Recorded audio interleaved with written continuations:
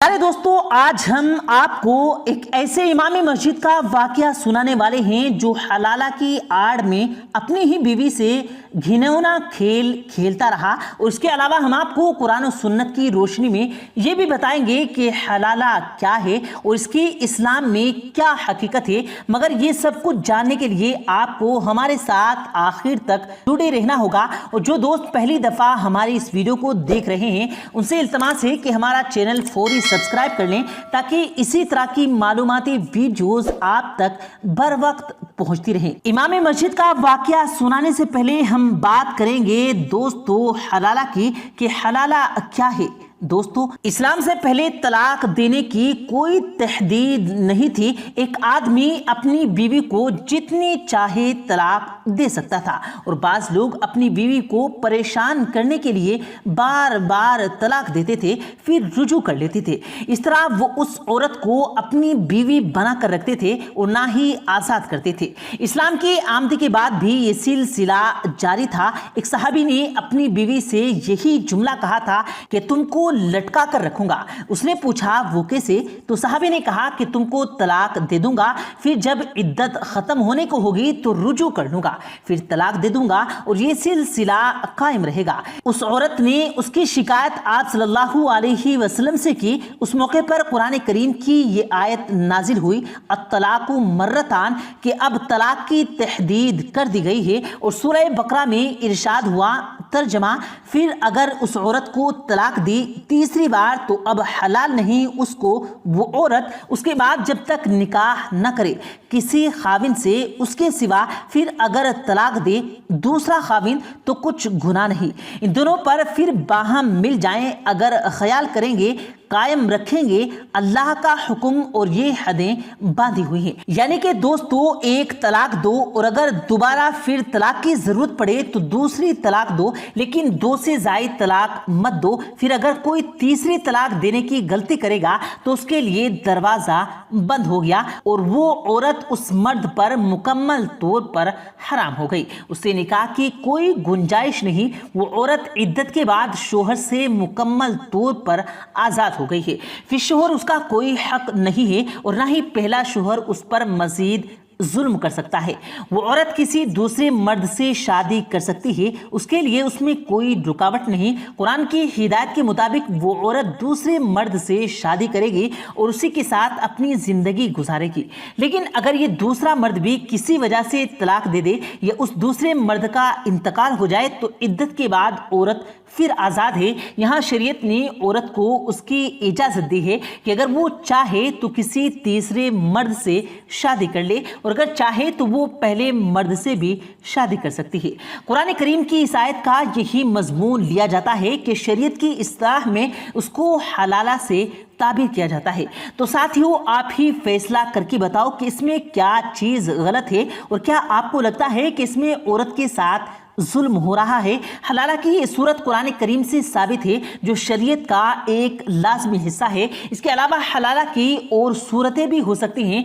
मसलन एक औरत को उसके जालिम और इस्लामी तालीम से मुबर्रा शोहर ने 3 तलाक दे दिया है और अब वो अपनी बीवी के साथ फिर से रिश्ता अज़दवाज को बरकरार रखना चाहता है और वो जुल्म की मरियत और ना कोई मुनासिब सहारा न देखकर और बसे बसाए घर को उजड़ता देखकर हर तरह की तकलीफ और जिल्लत बर्दाश्त करके इसी मर्द के साथ रहने के लिए तैयार हो जाती है और दोनों इस पर राजी हो जाते हैं कि हम हर सूरत में एक साथ रहना चाहते हैं। तो मुफ्तियान किराम ये फतवा बता देते हैं कि जब तक उस औरत की दूसरी शादी न हो जाए और वो अपने पहले शोहर के लिए हलाल नहीं हो सकती। तो हालात का शिकार वो औरत इस अमल के लिए भी राजी हो जाती है। अब वो औरत किसी मर्द के साथ इसी शर्त के साथ शादी करती है कि वो उसको पहले मर्द के लिए हलाल कर देगा। और बाज बहती गंगा में नहाने वाले ज़मीर फरोश ऐसे भी दस्तयाब हो जाते हैं जो पैसे यानी उजरत लेकर शादी करते हैं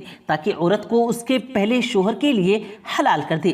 آپ صلی اللہ علیہ وسلم کو معلوم تھا ساتھیوں کہ ایسے ضمیر فروش پیدا ہو سکتے ہیں، اس لیے آپ نے انہیں دو قسم کے لوگوں پر لعنت فرمائی اور فرمایا کہ حلالہ کرنے والے اور جس کے لیے حلالہ کیا جائے دونوں پر لعنت ہے۔ اس قسم کا حلالہ کرنے کی ممانعت نبی کریم صلی اللہ علیہ وسلم کی صحیح احادیث سے ثابت ہے۔ ابو داؤد میں حدیث مروی ہے کہ نبی کریم صلی اللہ علیہ وسلم نے فرمایا اللہ تعالیٰ حلال کرنے والے اور حلال کرنے والے پر لعنت کرے۔ اور سنن ابن ماجہ میں عقبہ بن عامر رضی اللہ تعالیٰ عنہ سے مروی ہے کہ نبی کریم صلی اللہ علیہ وسلم نے ارشاد فرمایا کہ کیا میں تمہیں کرائے یا اربتن کے لیے سانڈ کے متعلق نہ بتاؤں؟ صحابہ کرام نے عرض کیا کہ کیوں نہیں، اے اللہ کے رسول صلی اللہ علیہ وسلم آپ ضرور بتائیں۔ تو رسول کریم صلی اللہ علیہ وسلم نے فرمایا وہ حلالہ کرنے والا ہے، اللہ تعالیٰ حلالہ کرنے والے اور حلالہ کروانے والے پر لعنت کرے۔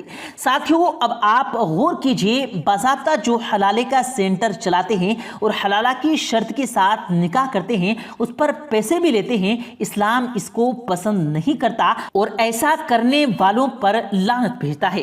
ایسے حلالہ کا اسلام سے کوئی تعلق نہیں۔ اس طرح کے حلالہ پر قانونی طور پر بھی پابندی عائد کی جا سکتی ہے، لیکن جس حلالہ کا تذکرہ قرآن نے کیا ہے اس پر کسی قسم کے تبصرے کی کوئی گنجائش نہیں، بلکہ یہ تو عورت کے ساتھ عین انصاف ہے۔ حلالہ کی ایک جائز و مناسب صورت یہ بھی ہے کہ ایک شخص اپنی بیوی کو 3 طلاق دے کر اپنے اوپر حرام کر لیتا ہے، اب اس سے نکاح کی کوئی صورت نہیں رہتی ہے، دونوں بے چین کی زندگی گزارتے ہیں اور شریعت پر عمل کرتے ہیں۔ ایک شخص جو اس پورے منظر کو اپنی آنکھوں سے دیکھتا ہے وہ کوئی بات کیے بغیر عدت کے بعد اس عورت سے شادی کر لیتا ہے اور پھر اس کو طلاق دے دیتا ہے تاکہ یہ عورت اپنے پرانے شوہر سے نکاح کر کے اپنے بسے بسائے گھر کو پھر سے آباد کر لے۔ یہاں وہ شخص نکاح سے پہلے نہ تو حلالہ کی بات کرتا ہے اور نہ ہی وہ عورت کو اپنے ارادے سے باخبر کرتا ہے اور نہ کسی قسم کی کوئی شرط لگاتا ہے، اور وہ عورت بھی کسی قسم کا کوئی معاہدہ نہیں کرتی، تو حلالہ کی یہ صورت بھی درست ہے، اس پر کوئی لعنت بھی نہیں ہے۔ ساتھیوں آج کل طلاق اور حلالہ کا مسئلہ انتہائی سنگین ہو گیا ہے اور شوہروں کی جانب سے 3 طلاق کی پانے والی عورتیں اس مسئلے کو حل کرانے کے لیے جب بعض مولویوں کے پاس جاتی ہیں تو حلالہ کے نام پر ان سے اپنی عصمتیں لوٹا بیٹھتی ہیں۔ حلالہ کے لیے ایک رات کی دلہن بننے والی عورتیں اپنے گھروں میں عزت و وقار کھو بیٹھتی ہیں اور اکثر اوقات نفسیانی بیماریوں کا بھی شکار ہو جاتی ہیں۔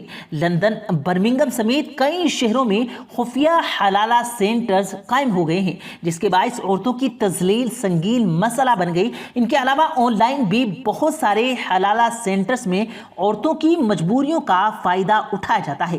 پیارے دوستو ہزاروں گھر اجڑ گئے، لیکن آپ کو یہ بات بتاتے چلیں کہ حقیقی علماء اس کی مذمت کرتے ہیں۔ کئی مرتبہ ان مولویوں اور عورتوں کے شوہروں کے درمیان زبانی طور پر یہ معاہدہ ہوتا ہے کہ وہ حلالہ کے بعد اپنی بیوی کو صبح واپس لے جائیں گے۔ یہ مولوی جب عورت کے ساتھ نکاح کر لیتے ہیں تو ان میں سے بعض ان پر اپنا حق جتانے لگتے ہیں اور طلاق دینے سے انکار کر دیتے ہیں۔ انہیں جب ان کے معاہدے کی یاد دلائی جاتی ہے تو عورتوں کے پہلے شوہر سے بھاری رقم کا تقاضا کرتے ہیں، جبکہ بعض مولوی محض اپنی جنسی تسکین کے لیے عورتوں کو کئی دن اپنے پاس رکھتے رہتے ہیں۔ پیارے دوستو اس طرح کا ایک امام مسجد کا واقعہ پاکستان میں بھی سامنے آیا جس کو ہمارے ساتھ شمع نامی خاتون نے اپنی زبانی بتایا ہے۔ شمع نامی خاتون نے بتایا کہ اس کا خاوند امام مسجد تھا اور ہماری شادی ارینج میرج تھی۔ میرا خاوند غصیلا اور جھگڑالو شخص تھا کیونکہ میرا تعلق اس کی برادری سے نہ تھا، جس کی وجہ سے اس کے خاندان میں بھی اس چیز کو لے کر لڑائی جھگڑے چلتے رہتے تھے، جس کا بہانہ بنا کر اس نے شادی کے 2 یا 2.5 سال بعد مجھے طلاق دے دی۔ اس وقت میرا ایک بچہ تھا۔ طلاق کے بعد میں اپنے والدین کے گھر واپس آ گئی اور اپنے بچے کے حصول کے لیے بے چین رہی۔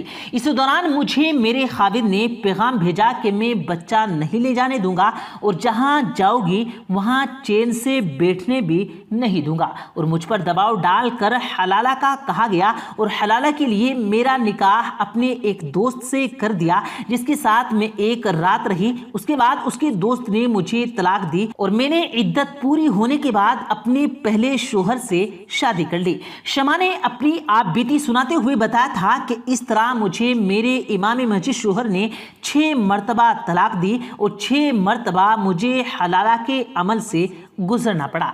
यानी इमाम मस्जिद ने 6 बार तलाक दी और 6 बार अपने मुख्तलिफ दोस्तों से उसकी दोबारा हलाला के नाम पर शादी करवाई, जिसके बाइस शमा ने आखिरकार तंग आकर किसी ट्रस्ट में पनाह ले ली। और ट्रस्ट के बानी का कहना था कि शमा दिमागी तौर पर बहुत मुतासिर हो चुकी थी। जब वो हमारे पास आई, उसने तंग आकर हमारे पास पनाह ली और अब वो उसने अपने बच्चों से दूरी सिर्फ इस वजह से बर्दाश्त की हुई है कि ये निकाह और हलाला का सिलसिला खत्म हो और शमा अब हमारे पास है। हमने इसको शोहर के खिलाफ इलाका मकीनों के तमाम हालात बताए जिन्होंने उसके इमाम मस्जिद शोहर, जो वहां मस्जिद में फराइज सर अंजाम देता था, मस्जिद से निकाल दिया गया और अब वो किसी और इलाके की मस्जिद में इमामत करवा रहा है।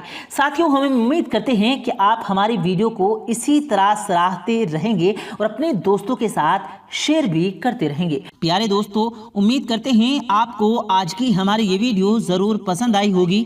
अगर आपको ये वीडियो पसंद आया हो तो इस वीडियो को दिल से लाइक करें और ज़्यादा से ज़्यादा लोगों तक इस वीडियो को सवाब की नीयत से शेयर करें। और इस वीडियो के बारे में आपकी क्या राय है, कमेंट सेक्शन में अपनी राय का इजहार ज़रूर दें। और मज़ीद इसी तरह की रोज़ की वीडियो पाने के लिए हमारे चैनल को ज़रूर सब्सक्राइब करें। मिलते हैं फिर एक नई वीडियो के साथ, तब तक के लिए अल्लाह हाफिज़।